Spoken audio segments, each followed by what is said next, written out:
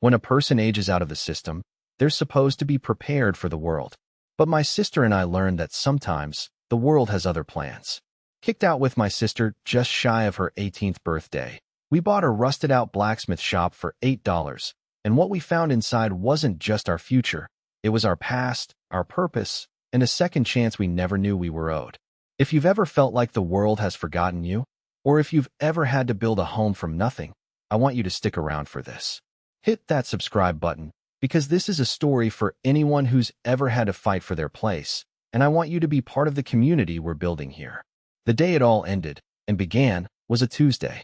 It was raining, a thin, miserable drizzle that made the gray concrete of the city look like it was weeping. Mrs. Gable didn't look at me when she said it. She just kept polishing a water glass that was already clean, her back to me and my sister, Maya.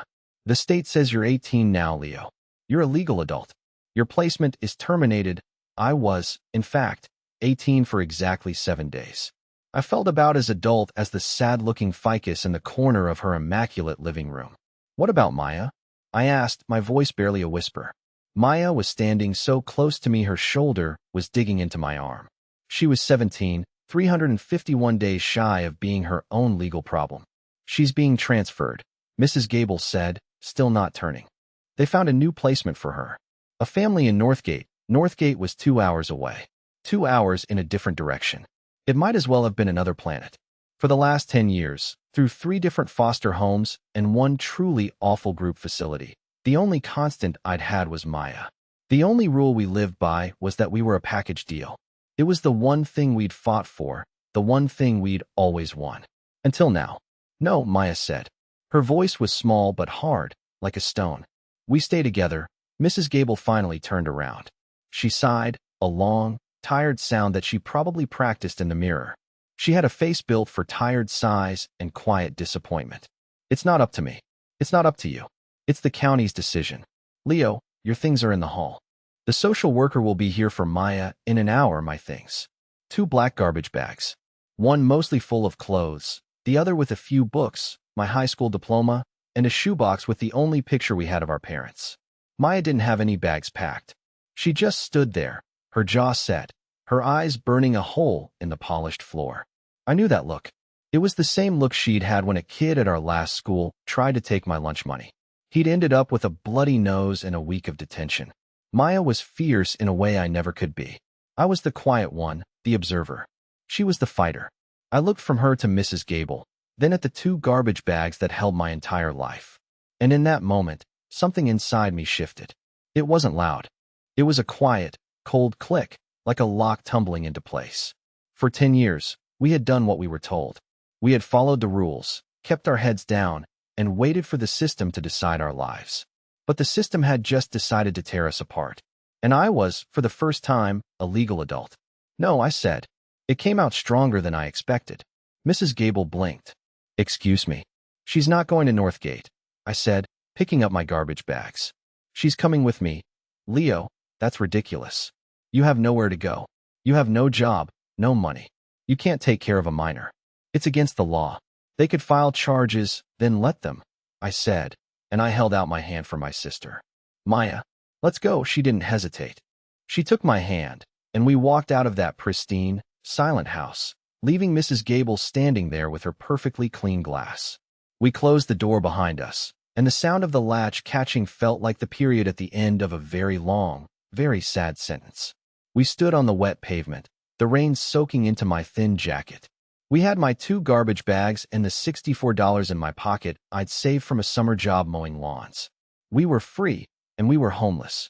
We were together, and we were in more trouble than we had ever been in our lives. The first thing we did was walk. We walked until the manicured lawns of Mrs. Gable's neighborhood gave way to cracked sidewalks and storefronts with iron grates.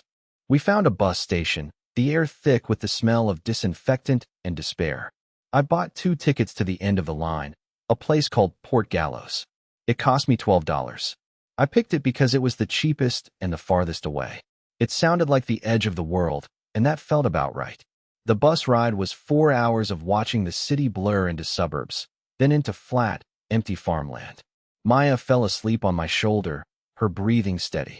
I stayed awake, watching the rain streak across the dirty window, my mind a blank slate of panic. The $64, now 52, felt like a hole burning in my pocket. Mrs. Gable's words echoed in my head. You have nowhere to go. You can't take care of her. She was right. But the thought of Maya in another stranger's house, 2 hours away, was worse than the thought of starving. At least if we starved, we'd do it together. It was almost dark when the bus wheezed to a stop in what I presumed was Port Gallows. The town was little more than a crossroads with a gas station, a boarded-up diner, and a post office. A single streetlight cast a sickly yellow glow on the wet asphalt. We were the only ones who got off. The bus pulled away with a hydraulic hiss, leaving us in a profound and intimidating silence. The air smelled of salt and wet earth. Now what, genius? Maya asked, pulling the hood of her sweatshirt over her head. Her voice was dry, but she was still holding my hand. I don't know, I admitted. We find somewhere to stay for the night. A motel. We found one. The only one, a low-slung building with a flickering neon sign that just said motel. The man at the desk had a face like a collapsed road map and smelled of stale cigarettes. He wanted $40 for a room with 2 single beds. That left us with $12. I paid him. The room was cold and smelled of mildew. There was a brown stain on the ceiling that looked vaguely like a map of Texas. Maya dropped her non-existent bags and flopped onto one of the beds, the springs groaning in protest. This is a step up from Mrs. Gable's, at least, she said, staring at the ceiling. The stain has personality. I didn't laugh. I sat on the other bed and pulled the shoebox from my bag. I opened it and took out the photograph. It was faded, creased at the corners. Our parents, smiling, squinting in the sun. They looked so young. They'd been gone since I was 8 and Maya was 7.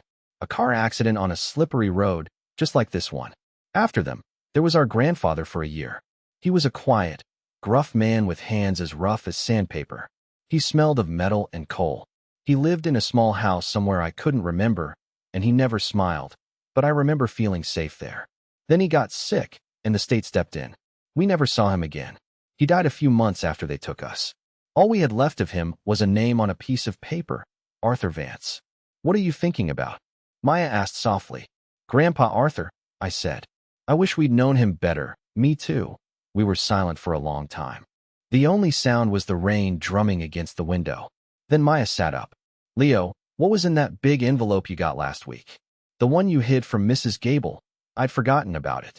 In the chaos of my birthday and the termination notice, it had slipped my mind. It was a thick, creamy envelope with a lawyer's office as the return address. It felt important, so I tucked it into one of my books. I dug through my bag and found it, slightly damp but intact. I ripped it open. Inside was a letter, several pages of dense, legal text. It was from a firm called Dawson & Sons, attorneys at law, in a town named Blackwood Creek. I'd never heard of it. I scanned the jargon, my eyes catching on my name and Arthur Vance's. It was about his estate. His will. What is it? Maya pressed, coming to sit next to me. It's from a lawyer, I said, my heart starting to beat a little faster. It's about Grandpa's will. He left us something, hope. A dangerous and unfamiliar feeling flickered in my chest. Maybe it was money, a savings account, something that could get us a real apartment, a real start. I read the paragraph aloud. The final remaining asset of the estate of Arthur Vance, herein described as Lot 7, Blackwood Creek, colloquially known as the Old Forge, is hereby bequeathed to his eldest grandchild, Leo Vance, upon his 18th birthday, contingent upon the payment of all outstanding property taxes and settlement fees, totaling the sum of $8. I stopped reading. $8. He left us a forge? Maya said, her brow furrowed. Like, with a blacksmith? And hammers. The Old Forge. I repeated, the words feeling strange in my mouth. A building. An actual, physical place. It wasn't money, but it was something. It was somewhere. And it was ours. Or it could be, for $8. We had 12. Where's Blackwood Creek? Maya asked. I pulled out my phone, the screen cracked but functional, and typed it in. It was a small town, about 50 miles from where we were. A 2-hour walk, maybe, but there was a bus route that passed nearby. The next one came at 6 a.m. We can be there by breakfast, I said, a wild, reckless plan forming in my mind. We pay the $8. We see what this place is. What if it's a pile of rubble? Maya asked, though I could hear the excitement creeping into her voice. Then it's our pile of rubble, I said. The decision felt momentous, crazy, and absolutely necessary. It was the only straw we had, and I was going to grab it with both hands. That night, I didn't sleep. I lay in the lumpy motel bed, listening to the rain and my sister's breathing, and I thought about a grandfather I barely knew and a blacksmith shop I'd never seen. For the first time in a decade, I felt like we weren't just running away from something. We were running toward it. The next morning, we used 4 of our remaining $12 on 2 bus tickets to the crossroads nearest Blackwood Creek. We spent another 3 on 2 stale granola bars and a bottle of water from the motel vending machine. That left us with $5. Not enough to pay the $8 fee. My heart sank. We were so close. I looked at Maya, who was chewing her granola bar with a grim determination. Her eyes met mine, and I saw the same fear reflected there. We got off the bus at a dusty intersection surrounded by dense forest. A weathered wooden sign pointed down a narrow road. Blackwood Creek, 2 miles. We started walking. The lawyer's office, according to my phone, was on the town's main street. The walk was quiet, the air crisp and clean. It was a world away from the city's smog. After about 30 minutes, the trees thinned, and we saw the town. It was nestled in a small valley, a cluster of old brick and wooden buildings lining a single main street. It looked like a postcard from 100 years ago. Dawson and Sons was in a 2-story brick building with large windows. A small bell chimed as we opened the door. The man who greeted us was old, with kind eyes and a neatly trimmed white beard. He introduced himself as Mr. Dawson. Not a son, but the original. "You must be Leo Vance," he said, his voice warm. He didn't seem surprised to see 2 teenagers with garbage bags. "I've been expecting you. This is your sister, Maya?" I nodded, suddenly feeling shy and out of place. "We got your letter," I said, holding it out. "About our grandfather's will, yes, Arthur's will," he said, ushering us toward 2 worn leather chairs in front of his massive oak desk. A very specific document. He was a very specific man. I knew him for 30 years. Stubborn as a mule, but a good heart. He sat down and put on a pair of reading glasses. "The letter explains the basics. The property, Lot 7, is yours. The forge. It's been sitting empty since he passed. The town has kept it on the books, but development companies have been sniffing around. Your grandfather's will, however, stipulated that it could not be sold until you turned 18, at which point you had the option to claim it by settling his final debts, the $8, I said. Mr. Dawson nodded. Property taxes from his last year. He paid everything else off before he died, except that last bill. He left a note with me, explaining it. He said he wanted the price to be low enough that his grandkids could afford it, no matter their situation, but not free. He wanted you to have to choose it, to invest in it. Even if it was just a little. I reached into my pocket and pulled out the crumpled $5 bill. My face flushed with shame. We only have 5, I mumbled. We can get the other 3. I can find work, mow a lawn or something. Mr. Dawson looked at the $5 bill in my hand. He didn't look disappointed. He just looked thoughtful. He was silent for a moment. Then he opened a drawer in his desk and pulled out a small, tarnished brass key. He slid it across the desk toward me. Arthur was my friend, he said softly. He once fixed my son's bicycle for free when the chain snapped, the day before his big race. He wouldn't take a dime. Said to just pay it forward someday. He tapped a piece of paper on his desk. Consider it paid. The settlement fee is $5. Sign here. My hand was shaking as I took the pen. I signed my name on the line he indicated. I pushed the $5 bill across the desk. He took it, folded it neatly, and placed it in an envelope on which he wrote, Vance Estate. Paid in full. It was official. I was a property owner. I was also completely broke. The forge is at the end of town, Mr. Dawson said, handing me the key. Down by the creek. Can't miss it. It's seen better days, son. Arthur let it go the last few years. And it's been 10 years since then. He looked at us, his expression a mixture of pity and respect. You 2 have a place to stay tonight. We do now, I said, holding up the key. He nodded slowly. There's a general store on your way. The owner, Sal, is a good man. Tell him I sent you. He'll set you up with a small tab for essentials. But you'll need to find a way to pay it back. We will, I promised. We thanked him and walked out of his office. the little bell chiming our departure. Back on the street, the afternoon sun felt warm on my face. I looked at the brass key in my palm. It felt impossibly heavy. "We own a building," Maya said, breaking the silence. A slow smile spread across her face. "We actually own a building. We own a rusty, falling down building we've never seen." I corrected her, but I was smiling too. "Come on, let's go see our pile of rubble." We walked the length of the main street, which took all of 5 minutes. The town was small but not dead. We saw a few people, who gave us curious but not unfriendly glances. We passed the general store Mr. Dawson mentioned, and made a mental note to stop there later. Just as he'd said, at the very end of the street, where the road turned to gravel and sloped down toward a rushing creek, we saw it. It wasn't a pile of rubble. It was worse. It was a ghost. The building was larger than I'd imagined, a long, barn-like structure made of dark, weathered wood and corrugated metal. The metal was almost entirely covered in a deep orange rust that bled down the walls in long streaks. The roof, made of the same metal, sagged in the middle like a tired old horse. The windows were opaque with grime, and one was shattered, a dark, gaping hole. A huge, sliding barn door on the front was padlocked, the chain as rusted as the walls. The whole place seemed to be slowly surrendering to the weeds and vines that crept up its sides. It looked abandoned. It looked hopeless. "Oh," was all Maya said. The single word was heavy with disappointment. I felt it too, a cold knot in my stomach. What had we done? This wasn't a home. It was a ruin.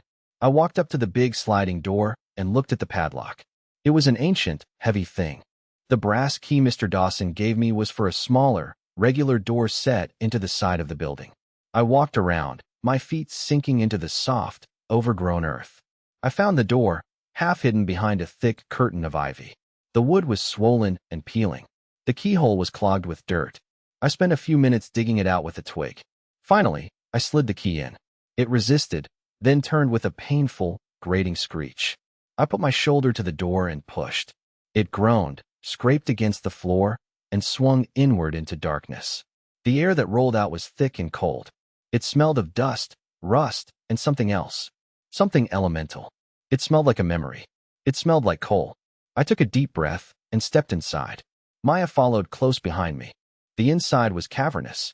The last of the afternoon light struggled through the filthy windows, cutting dusty shafts through the gloom. The floor was packed earth, littered with debris. And in the center of the vast space, like an altar in a forgotten temple, was the forge. It was a massive brick structure, black with soot, its hood rising up into the darkness of the high ceiling. In front of it, bolted to a huge tree stump, was the anvil. It was a beautiful, powerful shape, even under a thick blanket of dust and rust. Tools were everywhere. Hammers of all shapes and sizes, tongs, chisels, punches. Some were hanging on pegs on the walls. Others were scattered on workbenches or lying on the floor where they'd been dropped a decade ago. It looked like the blacksmith had just walked away mid-swing and never come back. It was a mess. It was derelict. It was the most beautiful thing I had ever seen. "Wow," Maya breathed, her voice full of awe. The disappointment was gone, replaced by the same wonder I felt. We started to explore, moving slowly through the space. We ran our hands over the rough brick of the forge, the cold, solid steel of the anvil. I picked up a hammer. It was heavy, perfectly balanced. The wooden handle was smooth from years of use. My grandfather's use. His hands had held this. In a corner, we found a small, partitioned-off area. It was a tiny office. There was a simple wooden desk, a chair, and a single cot against the wall. This must have been where he slept sometimes, when he was working late. The desk was covered in a thick layer of dust. A few old ledgers were lying open, their pages yellowed and brittle. I ran my hand over the surface of the desk, and my fingers caught on something. A keyhole. The desk was locked. There was no key. "Maybe the lawyer has it," Maya suggested. "Maybe," I said, but I was impatient. I looked around, then spotted a heavy-looking chisel on a nearby bench. It wasn't exactly a subtle approach, but we didn't have many options. I wedged the tip of the chisel into the seam above the lock. I gave it a few taps with the palm of my hand, then a solid whack with a small hammer. The old wood splintered. With a sharp crack, the lock gave way. We pulled the drawer open. It was mostly empty.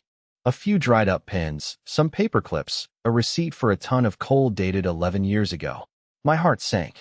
But underneath a false bottom I almost missed, tucked away in the very back, was a small metal box. It was an old cash box, painted black, with a simple latch. It wasn't locked. My hands trembled slightly as I lifted it out. It was light. I set it on the desk and unhooked the latch. I lifted the lid. Inside, resting on a bed of faded velvet, were two things. The first was a stack of $20 bills, held together with a paper clip. I counted it. $500. It felt like a million. The second was a letter. It was a thick envelope, with my name written on the front in a strong, slightly slanted script. Leo, it said. I picked it up. It was from my grandfather. This was it. This was the reason for the $8 fee, the key, the locked desk. This was the beginning of the real story. Maya and I sat down on the dusty floor, the metal box between us, and I carefully opened the envelope. The paper inside was thick and creamy, just like the lawyer's.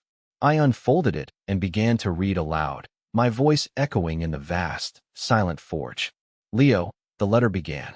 If you are reading this, it means a few things. It means I am gone. It means you are 18. And it means you and your sister found your way back here. I am sorry for that. I am sorry that you had to find your way back anywhere, that you didn't have a place to simply be. The world failed you. I failed you. I had to stop and take a breath. My throat was tight. Maya put her hand on my arm. I continued. They told me I was sick. They told me I didn't have long. And they told me they were taking you and Maya. I fought, but I was one old man against the state. I lost. It was the only fight I ever lost that mattered. I knew I couldn't leave you much. The doctors and the lawyers took most of what I had. But I had this place. My father built it, and his father before him. It's not much to look at now, I imagine. But it has good bones. And it is yours. I left you this cash. It's not a lot, but it should be enough to get the lights on and buy some food. Enough to get you started. There's a generator out back that still worked last I checked. The well water is clean. You can survive here. That's the first step. Now about the forge. People will tell you to sell it. A developer has been trying to buy this land for years. They want to tear it all down and put up condos or some such nonsense. They will offer you money. It will be tempting. It will sound like the easy way out. I am not going to tell you what to do. A man has to make his own choices. But this place is more than just a rusty building on a piece of dirt. This is a legacy, not of money, but of work, of making things, of taking what is broken and making it strong again. That's what a blacksmith does. He takes cold, stubborn iron and, with fire and force and patience, he turns it into something useful, something beautiful. Look around you, son. You are surrounded by everything you need to build a life. Not just the tools in this shop, but the strength in your own two hands. The love for your sister. You come from a long line of people who knew how to make something from nothing. It is in your blood. This is your inheritance. Not the deed, not the building. The choice. The chance to build. Whether you stay or go, that choice is yours. That is the only real freedom a man ever has. Be good to your sister. She's tougher than she looks. But she needs you to be the calm one. The steady one. Your grandmother was like that for me. This is not the only letter. If you decide to stay, if you decide to work, you will find the rest. Your grandfather, Arthur Vance. I finished reading and the paper trembled in my hands. I looked at Maya. Her face was streaked with tears, but she was smiling. He knew, she whispered. He knew we'd need this, $500. It wasn't a fortune, but it was a lifeline. It was food. It was power from the generator. It was cleaning supplies. It was a chance. I folded the letter carefully and put it back in the envelope. I looked around the dark, dusty forge. It didn't look like a ruin anymore. It looked like a promise. It looked like a challenge. That first night in the forge was one of the coldest of my life. We found two old, moth-eaten wool blankets on the cot in the office, and we huddled together on the floor, using my garbage bag of clothes as a pillow. The shattered window let in a constant, chilling draft. Every creak and groan of the old building sounded like a monster in the dark. Sleep was impossible. We just lay there, listening to the creak rushing outside and the sound of our own teeth chattering. You know, Maya said into the darkness, her voice muffled by the blanket. For a pile of rubble, it's a very noisy pile of rubble. I managed a weak chuckle. It has character, it has drafts, she shot back, but there was no real venom in it. Despite the cold, despite the dirt, something felt different. We were in our own space.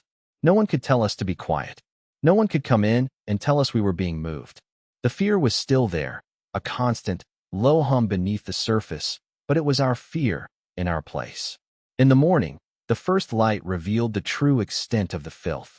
Everything was covered in a thick, greasy layer of dust and cobwebs. Our first task was clear. We had to make it livable.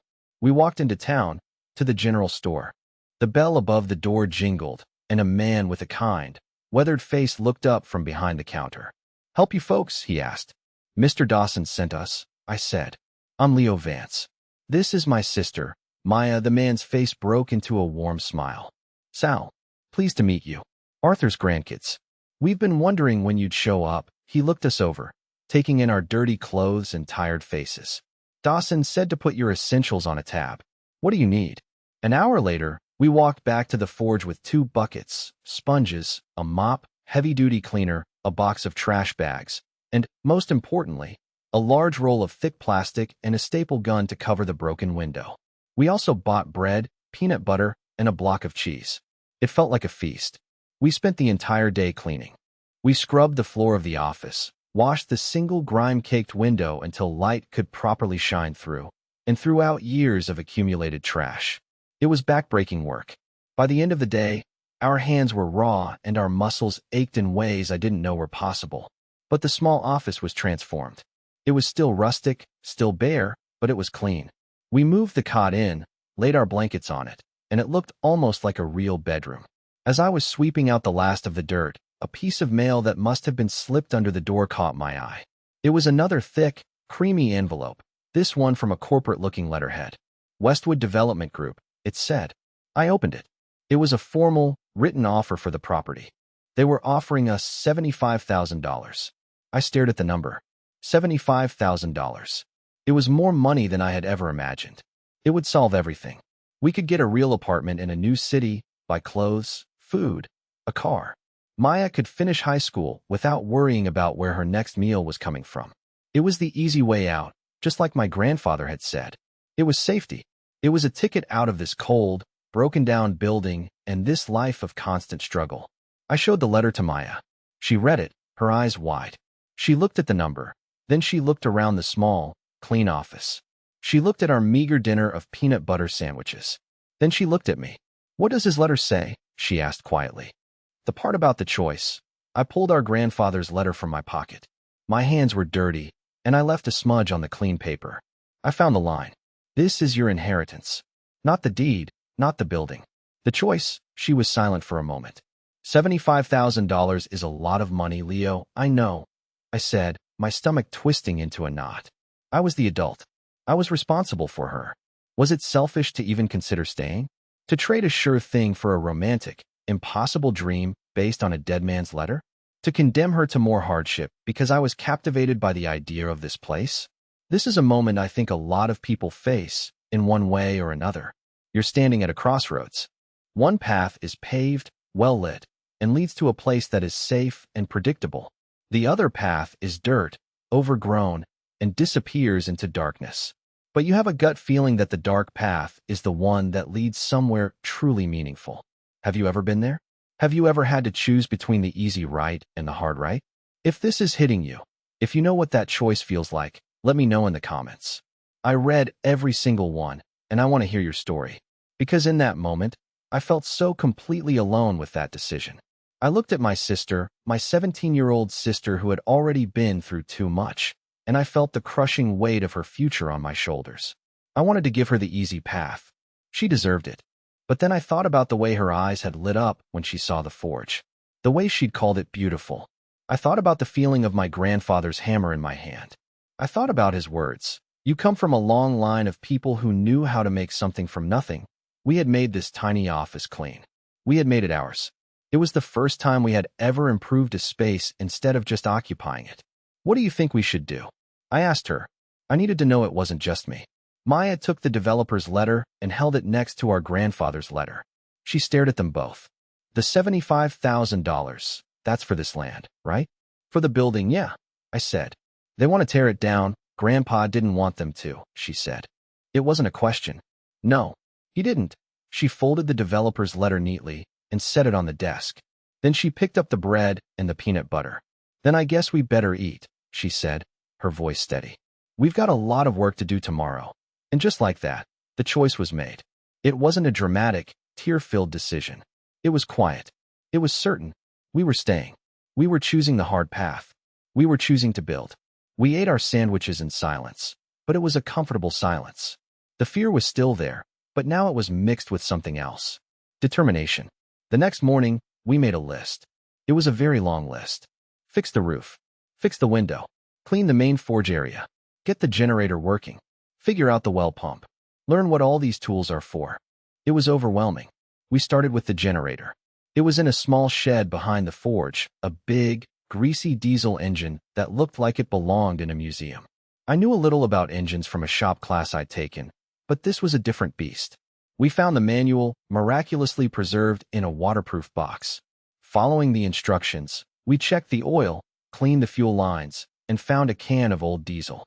With a prayer, I pulled the cord. Nothing. I pulled again. A cough.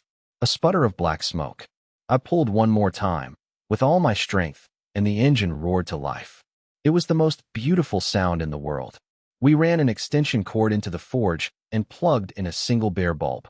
It flickered on, casting a warm, steady light over the central workspace. We weren't living in darkness anymore. It was a small victory, but it felt huge. The light revealed the true scale of our next task, cleaning the main forge area. It was 10 years of accumulated dust, rust, leaves, and animal nests. We spent the next week just clearing it out. We filled dozens of trash bags. We swept, we scraped, we shoveled. Our muscles screamed in protest. Every night, we'd collapse onto the cot, too tired to even talk, our bodies aching but our minds clear. During that week, we established a routine. We'd work until dusk, then clean up and eat our simple dinner. We talked more than we had in years. We talked about our parents, about our grandfather. We talked about the future, not as a terrifying unknown, but as something we were actively building with our own hands. We made more trips to Sal's store. He never questioned our purchases, just added them to the tab with a quiet nod. One day, as I was buying a box of nails, he asked, "How's the forge coming along?" "It's slow going," I admitted. "But we're getting there. Heard you got an offer from Westwood," he said, his eyes watching me carefully. News traveled fast in a town this small. "We did," I said. "We're not selling." A slow smile spread across Sal's face. "Good," he said. "Arthur would be proud. He fought those vultures for years." That small word of encouragement was like fuel. It made the hard work feel a little lighter. We were not just doing this for ourselves. We were doing it for him. One afternoon, while Maya was tackling the monumental task of cleaning the grimy windows, I was working on clearing a pile of rotten lumber near the back wall. As I pulled away a large, splintered plank, I saw that the floorboards beneath it were different. They were newer, less weathered, and one of them had a small, carved notch on the edge. My heart started to beat faster. I remembered my grandfather's letter. This is not the only letter.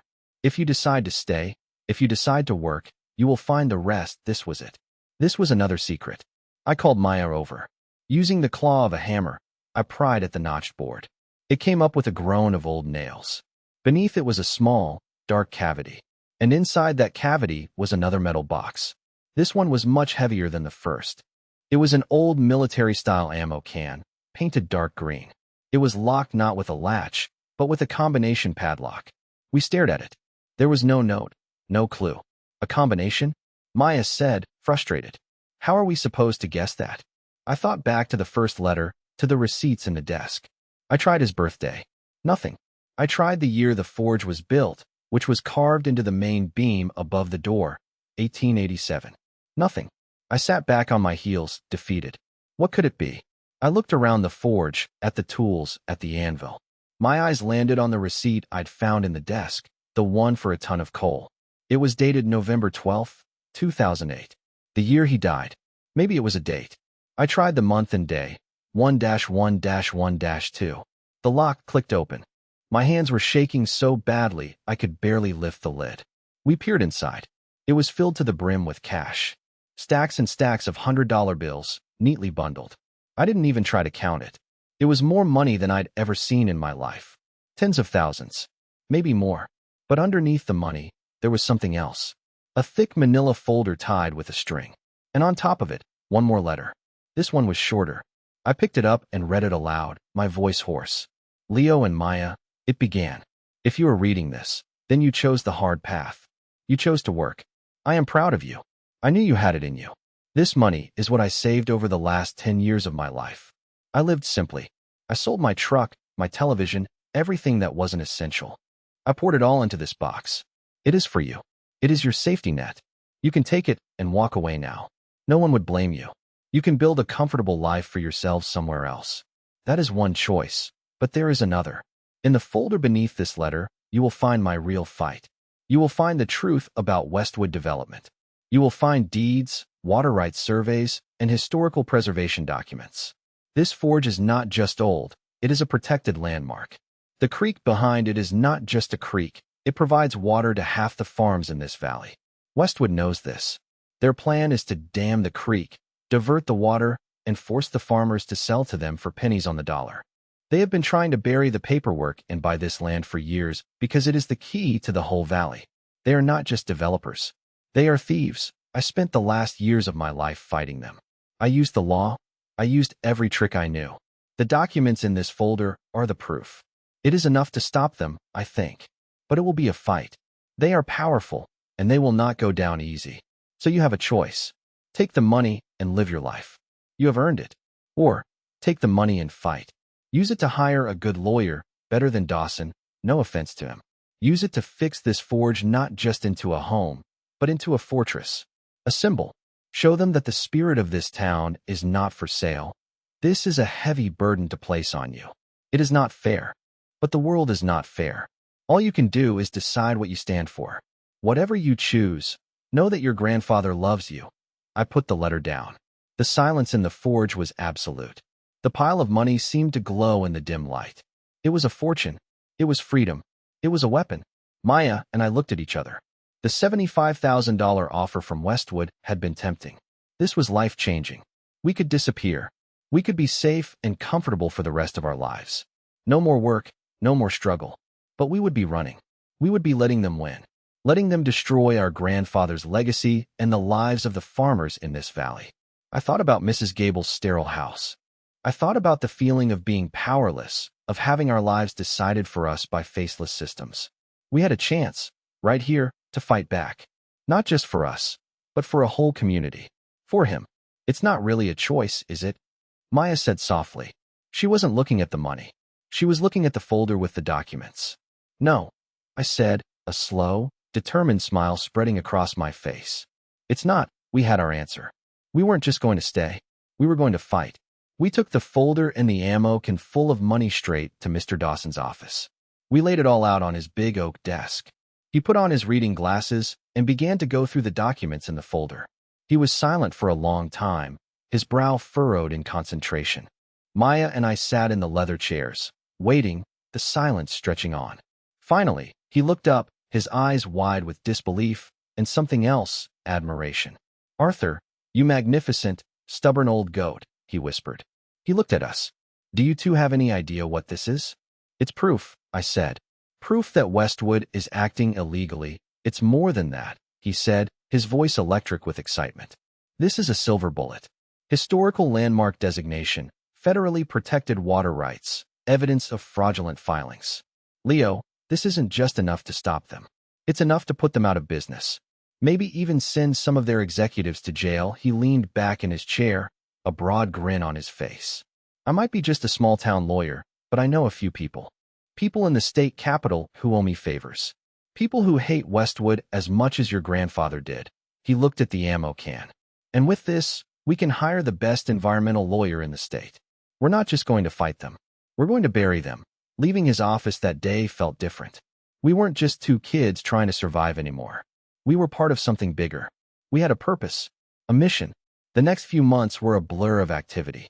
Mr. Dawson was true to his word. He assembled a legal team. There were phone calls, depositions, and trips to the county seat to file injunctions. Westwood Development fought back, of course. We received threatening letters. Sleek black cars would park across the street from the forge for hours at a time, just watching. It was unnerving, But we weren't alone anymore. The town was waking up. Sal started telling people our story at the general store. The farmers who depended on the creek caught wind of what was happening. One day, a man named George, a farmer from down the valley, showed up at the forge. He was a big man with a weathered face and calloused hands. "Heard you're taking on Westwood," he said, his voice a low rumble. "Yes, sir," I said. He nodded, looking around the forge. "Your grandpa was a good man. Stood up for us more than once." He handed me a heavy box. "My wife made you some food. And my boy is pretty handy with a hammer if you need an extra set of hands on this place." He was the first. He wasn't the last. People started showing up. Some brought food. Some brought tools. Some just came to offer a word of encouragement. They saw the forge not as a ruin, but as a symbol of defiance.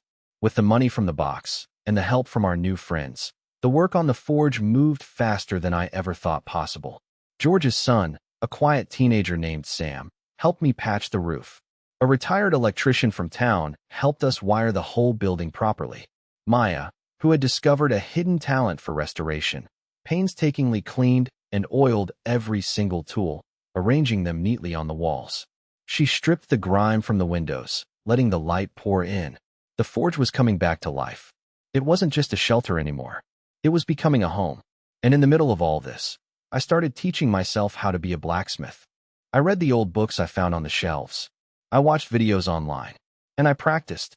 I fired up the great brick forge for the first time, the roar of the flames a primal, terrifying, and exhilarating sound. My first attempts were clumsy, ugly. I wasted a lot of coal and steel.